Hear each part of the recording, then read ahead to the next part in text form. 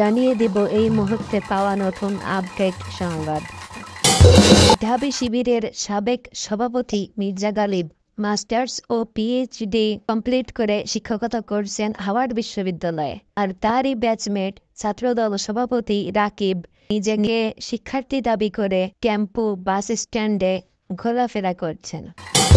21 December শনিবার সকাল 11টায় অন্তর্বর্তীকালীন সরকারের ভূমি এবং বেসামরিক বিমান পরিবহন ও পর্যটন মন্ত্রণালয়ের উপদেষ্টা আইনজীবী এ.এফ. হাসান আরিফের জানাজা সুপ্রিম কোর্টের ইনার গার্ডেনে সম্পন্ন হয়েছে। জানাজায় বাংলাদেশ জামায়াতে ইসলামী সেক্রেটারি জেনারেল ও সাবেক এমপি অধ্যাপক মিয়া গোলাম পরোয়ার, কেন্দ্রীয় নির্বাহী পরিষদ সদস্য জনাব মোবারক হোসাইন, ঢাকা মহানগরীর দক্ষিণের নায়েবে আমির অ্যাডভোকেট ডক্টর হেলাল উদ্দিন শরীক হন।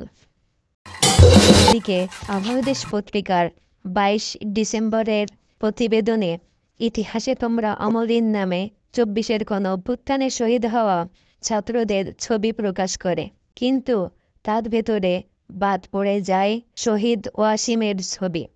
তাই আমার দেশ পত্রিকার প্রিন্ট ভার্সন 2য় সংস্করণে শহীদ ওয়াসিমের ছবি প্রকাশ করেছে।